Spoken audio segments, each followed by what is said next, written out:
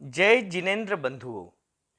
स्वामी जी की कृपा से और गुरुदेव के आशीर्वाद से आज जैन हिंदी ऑडियो बुक को 100 दिन पूरे हो गए हैं। आपका मुझे निरंतर सहयोग और साथ मिलता रहा। मैं आशा करता हूँ कि आगे भी आपका इसी तरह सहयोग और साथ मुझे मिलता रहे। ओम अहरम। आराध्य देव के श्री चरणों में सत सत नमन। मैं अभिनंदन गादिया सूरत से जैन हिंदी ऑडियो बुक में आपका स्वागत करता हूं। अगर आप इस चैनल पर नए हैं तो इसे सब्सक्राइब कर दीजिए और बेल आइकन प्रेस कर दीजिए, जिससे चैनल के नोटिफिकेशन आपको रेगुलर मिलते रहें। कल के अध्याय में हमने सुना था मघवागणी ने किन्हें सवाई कसर निकालने को कहा। रतनगढ़ के चातुर्मास में मघवागणी किस रोग से ग्रसित हो गए, उस समय का चूरू और सरदार शहर का प्रवास, मघवागणी ने संघ की आगामी व्यवस्था के लिए क्या किया, उन्होंने उत्तराधिकारी का नाम पत्र में लिखकर किसे सौंप दिया, मघवागणी ने युवाचार्य की प्रकट नियुक्ति कब की, मघवागणी का खांसी का प्रकोप अचानक क्यों बढ़ गया, मघवागणी ने मध्यरात्रि में युवाचार्य तथा संतों को क्या शिक्षा दी, श्रीचंद जी गधैया और कालूजी झम्मण ने पहले ही वैकुंठी क्यों बना ली, बड़ा ही रोचक प्रसंग। नगराज जी को स्वप्न में किसने आचार्य श्री के देवलोक गमन के समाचार दिए, मघवागणी की शोभा यात्रा, दाह क्रिया और चबूतरा निर्माण। अब आगे। तेरह पंथ का इतिहास खंड 2, शासन गौरव मुनि बुद्धमल जी। प्रकाशक जैन श्वेतांबर तेरापंथी महासभा। द्वितीय परिच्छेद आचार्य श्री माणकगणी। भाग 1, बाल्यकाल। हरियाणा से जयपुर। आचार्य श्री माणकगणी तेरापंथ के षष्ठ आचार्य थे। उनका जन्म नाम माणकलाल जी था। वे श्रीमाल जाति में खारड़ गोत्र के थे। वर्तमान राजस्थान की राजधानी तथा उस समय आमेर राज्य की नई बसाई गई राजधानी सुप्रसिद्ध गुलाबी नगर जयपुर उनका जन्म स्थान था। उस समय कच्छवा नरेश राम सिंह जी वहां के शासक थे। माणकगणी के पितामह जीव सुखराय जी हरियाणा प्रदेश के थे। रोहतक के पार्श्ववर्ती महम नामक गांव उनका निवास स्थल था। उनकी वहां काफी जमीन जायदाद थी। अच्छे संपत्तिशाली और प्रभावशाली व्यक्ति होने के कारण गांव के सामान्य व्यक्तियों में उनकी गणना होती थी। नए विकसित होते हुए जयपुर नगर के आकर्षण ने उनको अपनी ओर खींच लिया। विक्रम संवत 1850 के आसपास जयपुर में बस गए और जवाहरात का कार्य करने लगे। इस कार्य में वे पहले से ही निपुण थे, अतः शीघ्र ही उनका नाम जयपुर के प्रतिष्ठित जौहरियों में गिना जाने लगा। व्यापार की प्रगति ने उनके लिए चतुर्मुखी प्रगति के द्वार खोल दिए। प्रमुख परिवार। जीव सुखराय जी धार्मिक दृष्टि से खरतर गच्छीय मंदिर मार्गी आमनाय को मानने वाले थे। वे अपने धार्मिक कृत्यों में निरंतर सजग और सावधान रहने वाले व्यक्ति थे। उनकी तत्व रुचि भी बहुत अच्छी थी। किसी भी नए सिद्धांत या विचार को सुनकर झुंझला उठने की प्रकृति उनकी नहीं थी। वे प्रत्येक बात की भलाई, बुराई तथा सत्यता असत्यता को तोलकर अपने मस्तिष्क से ही निर्णय करने के अभ्यासी थे। संवत 1869 में आचार्य भारमल जी ने अपना चातुर्मासिक प्रवास जयपुर में किया। उस समय वहां के अनेक नए परिवार उनके संपर्क में आए और श्रद्धालु बने। जीव सुखराय जी का परिवार भी उनमें से एक था। शीघ्र ही वह परिवार स्थानीय तेरापंथ श्रावक संघ में एक प्रमुख स्थान रखने वाला हो गया। जीव सुखराय जी के 2 पुत्र थे, लक्ष्मण दास जी और हुकुमचंद जी। माणकगणी हुकुमचंद जी की पत्नी छोटी बाई की कुक्षी से उत्पन्न हुए। उनका जन्म जयपुर में संवत 1912 भाद्रपद कृष्णा चतुर्थी के दिन अश्विनी नक्षत्र में हुआ। उनके कस्तूरचंद जी नाम के एक बड़े भाई थे। जवाहर बाई नाम की एक बहन भी थी। वह दोनों भाइयों से बड़ी थी। उसका विवाह स्थानीय बोहरा परिवार में किया गया था। बालक माणक के जन्म के कुछ दिन पश्चात उनकी माता का देहावसान हो गया, अतः वे धाय के दूध पर पाले गए। पहलवान पिता। माणक के पिता हुकुमचंद जी शारीरिक दृष्टि से बड़े बलिष्ठ व्यक्ति थे। वे कुश्ती में विशेष रुचि रखते थे, अतः प्रतिदिन अखाड़े में जाते और पहलवानी किया करते। कभी कभी बाहर से आने वाले पहलवानों के साथ दंगल में भी भाग लिया करते थे, परंतु ऐसा वे अपने बड़े भाई लक्ष्मण दास जी से छिपकर ही किया करते थे, क्योंकि वे उनके प्रति बहुत ही विनम्र थे। एक बार फतेह टीबा के मैदान में कोई दंगल था। हुकुमचंद जी भी उसमें सम्मिलित हुए। किसी के द्वारा लक्ष्मण दास जी को उस बात का पता लग गया। वे तत्काल बग्घी में बैठकर फतेह टीबा गए। वहां अनेक पहलवान आए हुए थे। दर्शकों की भी काफी भीड़ थी। कुश्तियां प्रारंभ हो चुकी थी। स्वयं हुकुमचंद जी भी अखाड़े में उतर चुके थे। एक पहलवान के साथ वे गुत्थम गुत्था हो रहे थे। कुश्ती के दांव पे चालू थे। उसी समय लक्ष्मण दास जी वहां पहुंचे और उन्हें पुकार कर बोले, हुकुम जी, अखाड़े से बाहर आ जाओ। कुश्ती लड़ने का काम हम लोगों का नहीं है। बड़े भाई के शब्द ज्यों ही उनके कानों में पड़े त्यों ही उन्होंने अपने प्रतिद्वंदी को छोड़ दिया। भाई के प्रति उनकी विनीतता आश्चर्यजनक थी। उन्होंने जय पराजय को तो कोई महत्व दिया ही नहीं, परंतु पीछे से किया जाने वाले मजाक तथा तानों की बौछार की भी कोई परवाह नहीं की। उन्होंने अपने कपड़े पहने और सिर झुकाए हुए भाई के पास आ खड़े हुए। लक्ष्मण दास जी ने मीठा सा उपालम दिया और अपने साथ ही उन्हें शहर में ले आए। पिता का देहांत। लाला हुकुमचंद जी जहाँ पहलवानी में निपुण थे, वहाँ जवाहरात के व्यापार में भी अच्छी निपुणता रखते थे। वे व्यापार के निमित्त बंबई जाया आया करते थे। एक बार संवत 1914 में वे बंबई से वापस जयपुर आ रहे थे। वह गदर का समय था। स्थान स्थान पर लूट खसोट और मारधाड़ मची हुई थी। वे जयपुर के समीप नगर सांगानेर तक तो सकुशल पहुंच गए, परंतु आगे जंगल में भील डाकुओं द्वारा घेर लिए गए और मार डाले गए। माणकगणी उस समय लगभग 2 वर्ष के थे। बाबा की देखरेख में बालक माणक तथा उनके अन्य भाई बहनों का पालन पोषण उनके बाबा लक्ष्मण दास जी की देखरेख में हुआ। वे उन सबको अपने पुत्र पुत्रियों के समान ही प्यार किया करते थे। माणक सबसे छोटे थे, अतः उन्हें उनका विशेष प्यार प्राप्त था। उन्होंने न केवल पालन पोषण ही किया, अपितु उन सबकी धार्मिक रुचि को भी परिपक्वता प्रदान की। लक्ष्मण दास जी स्वयं एक बहुत अच्छे तत्वज्ञ श्रावक थे। वे धर्म प्रचार में भी अच्छी रुचि रखने वाले व्यक्ति थे। जवाहरात का व्यापार होने के कारण देश के विभिन्न भागों में उनका जाना आना होता रहता था। बंबई तथा सूरत आदि की तरफ वे विशेष रूप से जाया करते थे। जब जब अवसर मिलता तब तब अपने परिचित व्यक्तियों में धार्मिक चर्चा चलाया करते थे। बंबई में उन्होंने सूरत के जौहरी, आनंद भाई वकीलवाला, नगीनदास भाई और पाटन के शोभाचंद भाई आदि अनेक व्यक्तियों को श्रद्धालु बनाया था।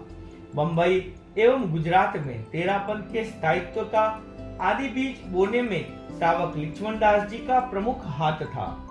धार्मिक रुचि। धर्म प्रिय बाबा की छत्र छाया में रहते हुए बालक माणक के हृदय में धर्म की अच्छी रुचि पैदा हो गई।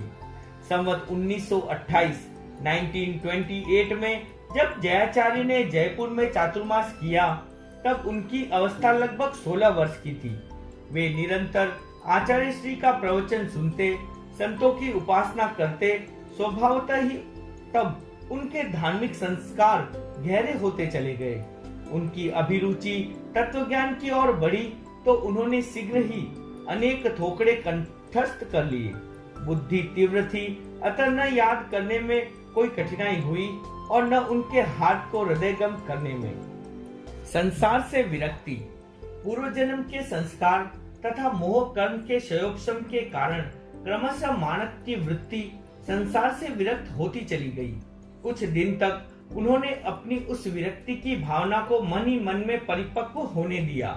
फिर एक दिन एकांत अवसर देखकर उन्होंने जयाचार्य के चरणों में अपनी वह भावना रख दी। जयाचार्य ने उनके कथन को बड़े मनोयोग से सुना और फिर अनेक प्रकार के प्रश्नों द्वारा उनके अंतःस्थल की परीक्षा ली। उससे उन्हें यह स्पष्ट ज्ञात हो गया कि बालक की उस भावना के पीछे कोई भावुकता नहीं, अपितु सच्ची विराग वृत्ति है। उन्होंने मार्गदर्शन देते हुए कहा, तुम अपने आप को अधिक से अधिक अध्ययन में लगाओ और अपनी वृत्तियों को कसते रहो। संयम के लिए तुम्हारे बाबा लक्ष्मण दास जी की आज्ञा आवश्यक है। उनका तुम्हारे प्रति अत्यधिक अनुराग है, इसलिए उनके पास यह बात चलाओ तो पहले अवसर अवश्य देख लेना। विरागी मानक ने जयाचार्य के कथन को सिरोधार्य किया और दुगने उत्साह से अध्ययन के कार्य को आगे बढ़ाने लगे। मार्ग की सेवा में चातुर्मास की समाप्ति के पश्चात भी जयाचार्य ने कुछ महीनों के लिए जयपुर के पार्श्ववर्ती क्षेत्रों में ही विहार किया। 1 महीने तक वे घाट में दीवान अनंतराम जी महता के उद्यान में विराजे। वहां से विहार कर सरदारमल जी लूनिया के उद्यान में पधार गए। वहां भी 1 महीने विराजना हुआ। उसके पश्चात वे पुनः नगर में पधारे और दीवान अनंतराम जी की नई हवेली में ठहरे।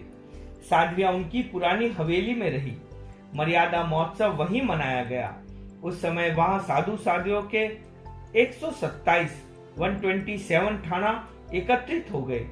मानक ने शीतकाल के उन 3 महीनों का भी परिपूर्ण लाभ उठाया। अपने तत्व ज्ञान के काम को तो उन्होंने आगे बढ़ाया ही, नवागत साधु साध्वियों की सेवा और संपर्क की सीमा को भी विस्तृत किया। फाल्गुन कृष्णा प्रतिपदा को जयाचार्य ने जयपुर से लाडनू की ओर विहार कर दिया। लक्ष्मण दास जी सपरिवार मार्ग की सेवा में आए। मानक भी उनके साथ ही थे। उस समय जयाचार्य की सेवा में 2 वैरागी और थे, कन्हैया लाल जी हांसी और फौजमल जी मांडा। आज्ञा की प्रेरणा। मानक की विराग भावना उत्तरोत्तर विकास पाती हुई पूर्णतः परिपक्व हो गई। अब और आगे बढ़ने के लिए उन्हें बाबा लक्ष्मण दास जी की आज्ञा की आवश्यकता थी, परंतु उनके समक्ष वह बात कैसे रखी जाए यह समझ में नहीं आ रहा था। लाला जी पूरे परिवार के संचालक और संरक्षक थे। परिवार का कोई भी सदस्य उनके सम्मुख खुलकर बोलने का साहस नहीं कर पाता था। मानक तो फिर भी बालक ही थे। वे उनके आमने सामने होने में भी संकोच करते थे। जयाचार्य नावा गांव में पधारे। मानक ने वहां अपनी समस्या उनके सम्मुख रखी और प्रार्थना की, गुरुदेव, बाबा जी के सम्मुख आज्ञा के विषय में कहने का साहस नहीं कर पा रहा हूँ, अतः आप ही इस विषय में कुछ बात करने की कृपा करें तो अच्छा रहे। जयाचार्य ने उनकी कठिनाई को समझा और आश्वासन देते हुए कहा, ठीक है, अब यह कार्य तुम मुझ पर ही छोड़ दो। थोड़ी देर पश्चात ही जब लाला जी सेवा में आकर बैठे, तब जयाचार्य ने अवसर देखकर उनसे कहा, यदि मानक दीक्षा ग्रहण करे तो दीप्ता साधु हो। लाला जी ने कहा, यह तो हम लोगों के लिए परम सौभाग्य की बात है कि आप स्वयं हमारे परिवार के एक बालक के लिए ऐसे उत्तम शब्द फरमा रहे हैं, परंतु यह सब तो तभी संभव हो सकता है जब किसी के मन में विराग भावना हो। दीक्षा की कठिन साधना विराग के बिना नहीं हो सकती। जयाचार्य ने फरमाया, यदि मानक के मन में विराग भावना हो तो तुम आज्ञा देने में तो कोई अड़चन नहीं करोगे। लाला जी ने कहा, यह शहर में रहने वाला है, इसे संयम के कष्टों का कोई पता नहीं है। इसके कोमल शरीर के साथ संयम के कष्टों का कोई मेल नहीं बैठ सकता। गर्मी और सर्दी के परिसरों को सह लेना इसके वश की बात नहीं है। विहारों में भार उठाकर चलना तो और भी अधिक कठिन कार्य है। जयाचार्य ने उनको समझाते हुए फरमाया, जिसके मन में विराग होता है वह इन सब कष्टों को सहज ही सह लेता है। कोमलता के विषय में भी तुम्हें कोई चिंता करने की आवश्यकता नहीं है। शरीर को तो जहाँ जैसे रखा जाए वैसे ही रह लेता है। भार उठाने की चिंता भी हम कर लेंगे। कम से कम यह अपने रजोहरण का भार तो उठा ही लेगा। तुमने संघ की बहुत बड़ी सेवाएं की हैं, तो इसे भी एक सेवा ही समझना। तुम्हारे परिवार का कोई व्यक्ति यदि संघ में अपना जीवन अर्पण करना चाहता है तो तुम्हें उसे सहर्ष आज्ञा देनी चाहिए।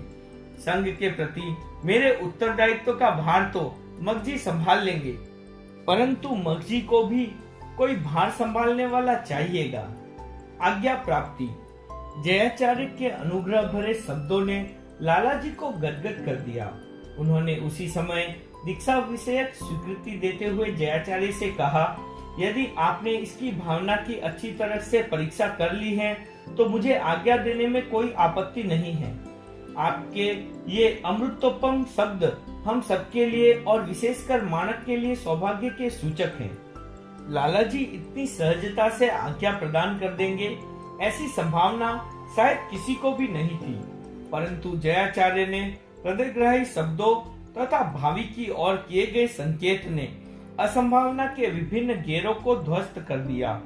उस आज्ञा प्राप्ति की सर्वाधिक प्रसन्नता विरागी मानक को हुई।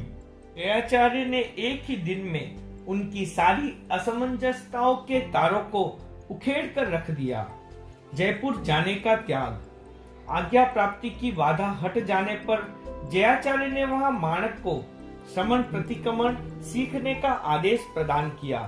मानक की भावना अति शीघ्र संयम ग्रहण करने की हो रही थी। उन्हें संदेह था कि बाबा कहीं दीक्षाोत्सव आदि के बहाने जयपुर ले जाकर विलंब न कर दे, इसलिए जयाचार्य के पास उन्होंने दीक्षा ग्रहण कर लेने से पूर्व जयपुर जाने का त्याग कर दिया।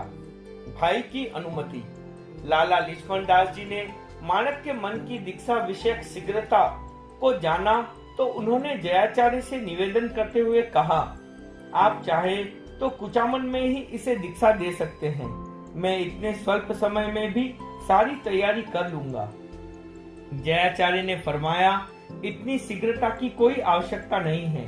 अभी तो इसके बड़े भाई कस्तूरचंद जी की अनुमति प्राप्त करना भी शेष है। लालाजी ने आश्चर्य व्यक्त करते हुए प्रार्थना की, गुरुदेव, कस्तूरचंद जी की अनुमति की क्या अपेक्षा रह जाती है, जबकि पूरे घर का संचालक मैं ही हूँ। वह तो स्वयं मेरे आदेश की अपेक्षा रखता है। मानक को इसके माता पिता जब शिशु अवस्था में छोड़कर दिवंगत हो गए थे तब मैंने ही पाल पोस कर बड़ा किया है। इस घर में मेरे से ऊपर किसी की भी आज्ञा नहीं है, अतः मेरी आज्ञा में ही सबकी आज्ञा समाई हुई है। जयाचार्य ने फरमाया, मैं अच्छी तरह से जानता हूँ कि इस घर के स्वामी तुम ही हो। डोर तुम्हारे हिलाने से ही हिलती है। फिर भी सगा बड़ा भाई होने के नाते कस्तूरचंद जी की अनुमति लेना भी मुझे अपेक्षित लगता है। वह प्राप्त हो जाने पर ही दीक्षा देने का विचार है। लालाजी ने जयाचार्य के कथन को सिरोधार्य किया और निवेदन करते हुए कहा, दीक्षात्सव की तैयारी के लिए मुझे जयपुर जाना ही होगा। तब वहां कस्तूरचंद की लिखित आज्ञा भिजवा दूंगा। लाला लक्ष्मण दास जी जयपुर से ही सेवा में चल रहे थे। आचार्य श्री को लाडनू तक पहुंचाने का उनका दृढ़ निश्चय था, परंतु नई परिस्थिति ने उनको अपना निश्चय बदलने को विवश कर दिया।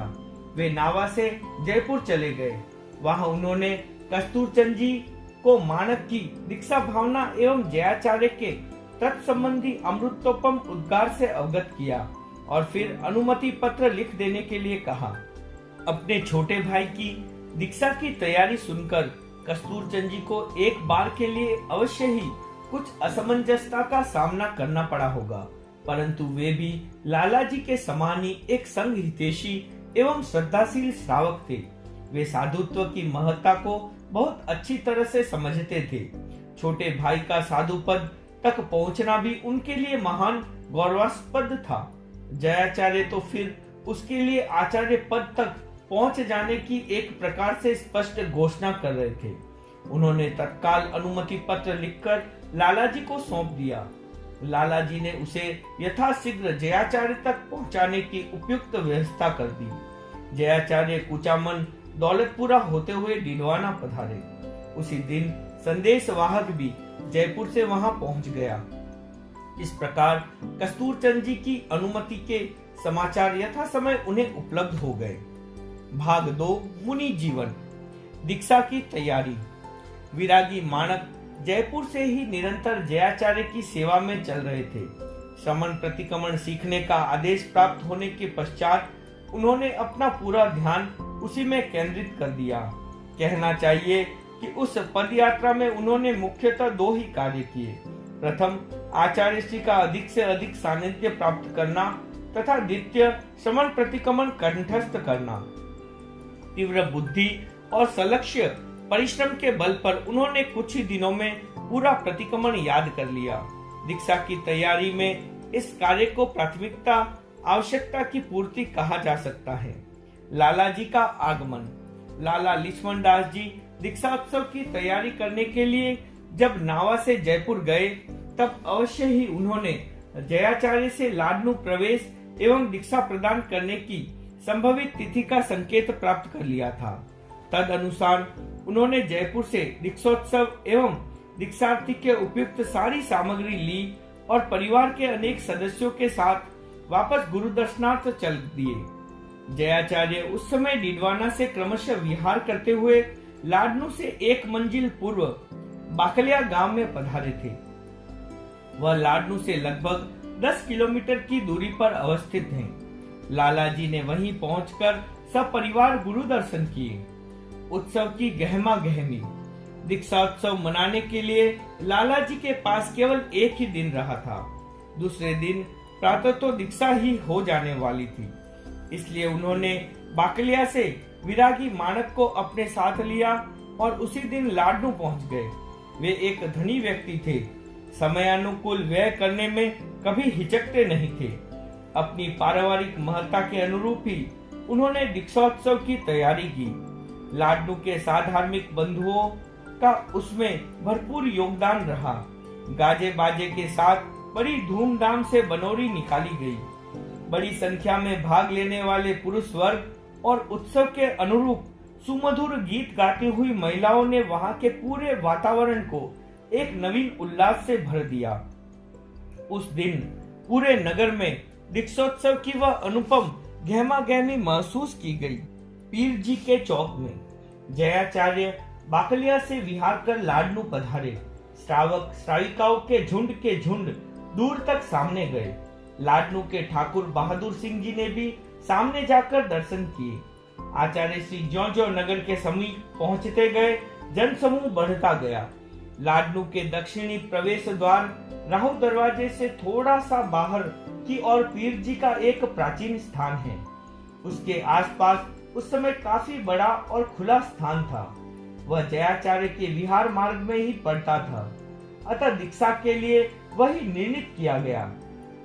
जयाचार्य और युवाचार्य मघवा यथा समय वहां पधार गए।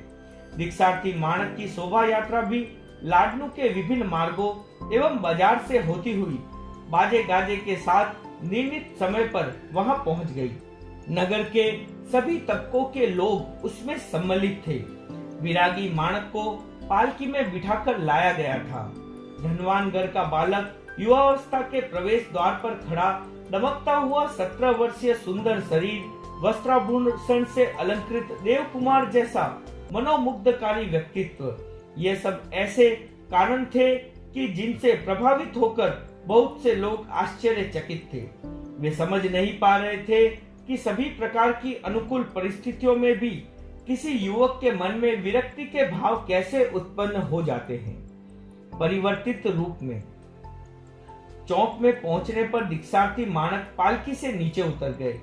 परिजनों तथा जुलूस में समागत लोगों से घिरे हुए वे जयाचार्य के श्री चरणों में उपस्थित हुए। अनिर्वचनीय उल्लास की स्थिति में उन्होंने वंदन किया और कुछ क्षणों के लिए वहां ठहरे। दीक्षा के लिए निर्धारित समय की सीमा प्रारंभ होते ही वेश परिवर्तन के लिए वे एक एकांत स्थल में चले गए। उस समय उनके पास मुख्यतः कुछ निजी परिजन ही थे। उन्होंने अपने शरीर पर धारण किए हुए वस्त्र आभूषण उतारकर परिजनों को संभला दिए और मुनि वेश धारण कर लिया। थोड़े समय पश्चात जब वे वापस सभा स्थल पर आए तो जनता ने उनको एकदम परिवर्तित रूप में देखा। पहले जो वस्त्र आभूषण से भूषित एक देव कुमार जैसे युवक थे, वे अब श्वेत वस्त्रधारी सौम्य संत जैसे लग रहे थे। नयनाभिरामता दोनों स्थितियों में थी। पर उनके आयामों में गहरी भिन्नता स्पष्ट लक्षित हो रही थी। दीक्षा ग्रहण। दीक्षार्थी माणक मुनिवेश धारण कर जयाचार्य के चरणों में उपस्थित हुए और उन्होंने दीक्षा प्रदान करने की प्रार्थना की। परिजनों ने भी खड़े होकर अपनी स्वीकृति निवेदित की। जयाचार्य ने फिर भी उन्हें अपने मन की दृढ़ता को टटोलकर अंतिम रूप से निर्णय करने के लिए प्रेरणा देते हुए फरमाया, अभी तो केवल वेश परिवर्तन हुआ है, उससे कोई साधु नहीं बन जाता, अतः अब तक तुम गृहस्थ ही हो। मुनि जीवन में अनेक कष्ट, परिसर और उपसर्ग आते रहते हैं। उन्हें संभाव से सहना होता है। मर्यादा और अनुशासन का यथावत पालन करना होता है। मुनि जीवन का सावधिक न होकर आजीवन का होता है।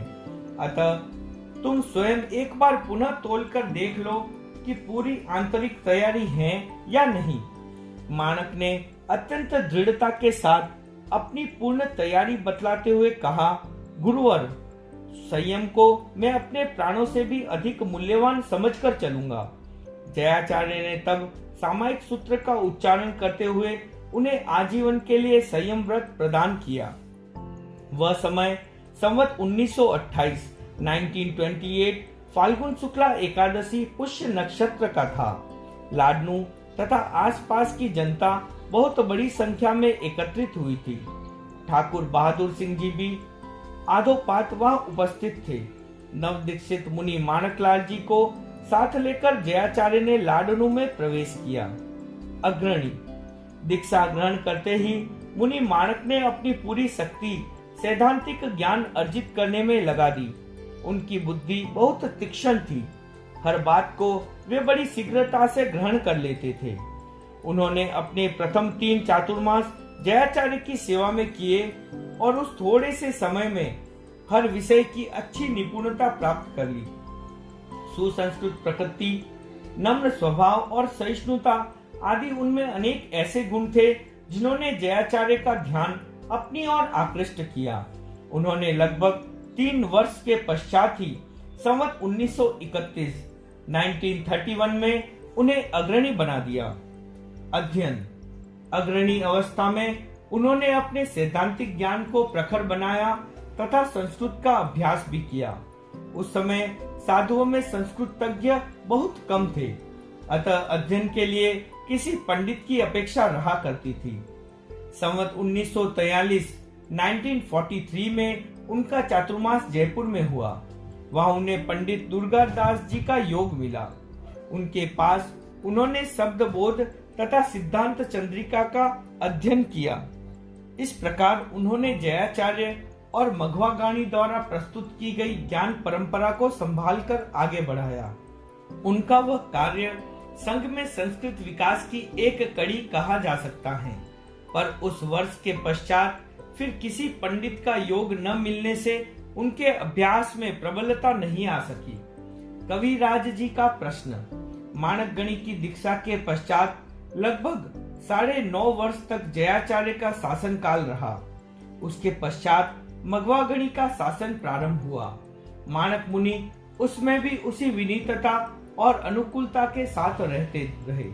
मघवागणी की दृष्टि प्रारंभ से ही उन पर अनुकूल थी। संवत 1943 में 1943 में बात और भी स्पष्ट हो गई। मघवागणी का वह चातुर्मास उदयपुर में था। वहां कविराज सावलदान जी बहुधा सेवा में आया करते थे। संघ के प्रति उनकी भावना एक निपुण श्रावक जैसी ही थी। मघवागणी भी अनेक बार उनके मकान में विराजा करते थे, जो कि कविराज जी की वाड़ी नाम से प्रसिद्ध था। चातुर्मास समाप्ति के पश्चात मघवागणी उनकी बाड़ी में ठहरे हुए थे। तब एक दिन कविराज जी ने बात ही बात में पूछ लिया कि आपके पीछे आपका भार संभालने वाला मुनि कौन है। मघवागणी ने उस प्रश्न को उस समय यह कहते हुए टाल दिया कि अवसर आने दो, आगे कभी जब इधर आना होगा तब इस विषय पर बात करने का विचार है। सर्वाधिक उपयुक्त। उदयपुर से विहार करते हुए मघवागणी मोटे गांव गोगुंदा पधार गए। वहां 25 रात रहकर सीधे कानौड़ की ओर पधारने का विचार किया। विहार करते हुए जब वे बेदला पहुंचे तब उदयपुर वासियों ने आकर अपने वहां पधारने के लिए आग्रहयुक्त प्रार्थना की। उनमें कविराज जी भी सम्मिलित थे। उन्होंने अपनी ओर से भी आग्रह किया। इस पर आचार्य श्री को कनौर की तरफ का विहार स्थगित करके उदयपुर पधारने का निश्चय करना पड़ा। वे वहां पधारे और कविराज जी की बाड़ी में विराजे। इस बार कविराज जी ने अवसर देखकर मघवागणी से फिर पूछा कि आपने पीछे की व्यवस्था के लिए वापस आने पर विचार करने को कहा था, अतः कृपा करके अब इस विषय पर कुछ स्पष्ट फरमाइए।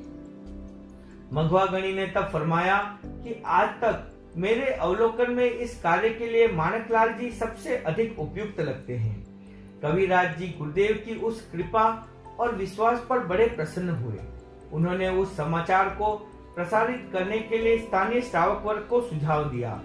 कहा जाता है कि कविराज जी को उक्त नाम उच्छा और उसे यथाशीघ्र प्रसारित करने की प्रेरणा मान्य संतों द्वारा ही दी गई थी। कृपा दृष्टि।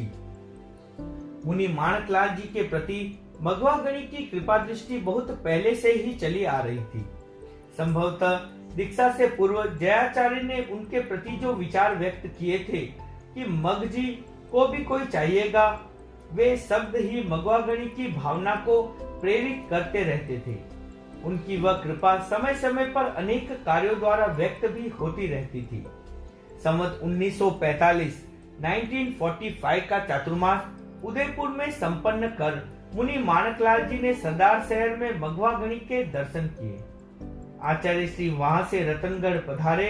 वहां मर्यादा महोत्सव संपन्न कर राजलदेसर विराजे और फिर बिदासर पधार गए। मुनिश्री भी इन सभी क्षेत्रों में आचार्य श्री की सेवा में ही थे। उस समय राजलदेसर की एक बहन को वहीं जाकर दीक्षा देना आवश्यक था। मघवागणी ने फरमाया, माणकलाल जी तुम वहां जाओ और दीक्षा प्रदान करो। गुरु आदेश को सिरोधार्य कर वे राजलदेसर पधारे और साध्वी तीजा जी को दीक्षित किया। कई वर्षों से साध्वी माना जी राजलदेसर में स्थिर वास कर रही थी। संभवतः उन्हीं को सौंपने के लिए वहां दीक्षा दी गई। दीक्षा के समय केश लूंचन भी उन्हीं के हाथों करवाया गया। रोग शमन। संवत 1946 1946 का चातुर्मास मुनि माणकलाल जी ने जोधपुर में किया। वहां उनके पैर में कीड़ी नगरा हो गया। रोग कष्ट साध्य था। पैर के शोथ ने उनकी गति को भी प्रभावित किया। चातुर्मास के पश्चात वहां से विहार होना संदिग्ध हो गया, परंतु उनका मन गुरु दर्शन के लिए इतना लालायित हो उठा कि अपने आप को रोक नहीं सके। उनका विश्वास था कि गुरु दर्शन होने पर ही उनका ये रोग शांत हो पाएगा। उन्होंने रुग्णावस्था में ही जोधपुर से विहार कर दिया। मघवागणी उस समय थली में विहरण कर रहे थे। वहां पहुंचकर उन्होंने गुरु दर्शन प्राप्त किए। बिदासर में यति केवलचंद जी एक अनुभवी वैद्य गिने जाते थे। उन्होंने मुनि माणकलाल जी का औषधोपचार किया। उससे वह भयंकर रोग शीघ्र ही शांत हो गया। उसके पश्चात मघवागणी ने उनको अपने साथ ही रखना प्रारंभ कर दिया। महता के सोपान। मघवागणी की सेवा में रहते हुए माणक मुनि ने संवत 1947 1947 का चातुर्मास बिदासर में किया।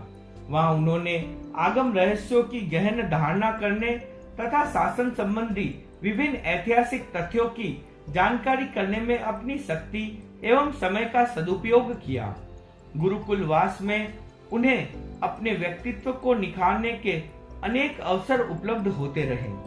संवत 1948 1948 का चातुर्मास गुरु सेवा में रहकर उन्होंने अपनी जन्मभूमि जयपुर में किया। वहां मघवागणी अस्वस्थ हो गए, इसलिए नगर घाट और सरदार मल जी के बाग को मिलाकर उन्हें वहां लगभग 10 महीनों तक रुकना पड़ा।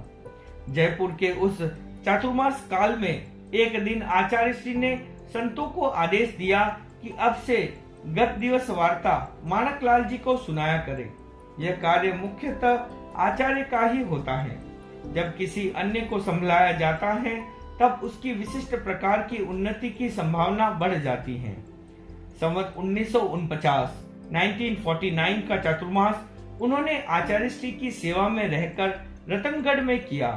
वहां प्रातः काल से पहले मुनिश्री और बाद में आचार्य श्री प्रवचन फरमाते।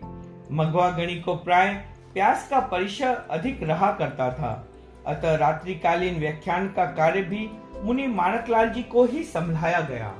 वे उस समय रामचरित्र का व्याख्यान देते थे। इस प्रकार उन्हें आचार्य के दायित्वों से लेकर विभिन्न प्रकार के कार्यों का अनुभव प्राप्त करने के अनेक अवसर सहज सुलभ होते रहे। कहा जा सकता है वे उस समय महत्ता के सोपानों पर आगे से आगे कदम बढ़ाते चले जा रहे थे। कल के अध्याय में हम सुनेंगे मघवा गणी ने युवाचार्य पद का नियुक्ति पत्र लिखकर किसे सौंपा। मघवा गणी ने माणक गणी की प्रकट नियुक्ति कब की। धर्म परिषद में मोतियों की उछाल का प्रसंग। मघवा गणी ने रात्रि में माणक गणी को बुलाकर क्या शिक्षा प्रदान की। माणक गणी युवाचार्य पद पर कितने दिन रहे। माणक गणी की प्रकृति कैसी थी। माणक गणी को कैसे अज्ञात विद्वान श्रावक मिल गया। माणक गणी ने अपनी धाय माता का आदर कैसे किया। चिरंजी कांड बहुत ही रोचक प्रसंग। मुनि मगनलाल जी ने मघवा गणी को आगे की व्यवस्था करने को क्यों कहा और मघवा गणी ने क्या उत्तर दिया। क्या मघवा गणी ज्योतिष पर विश्वास रखते थे। ओम अरहम।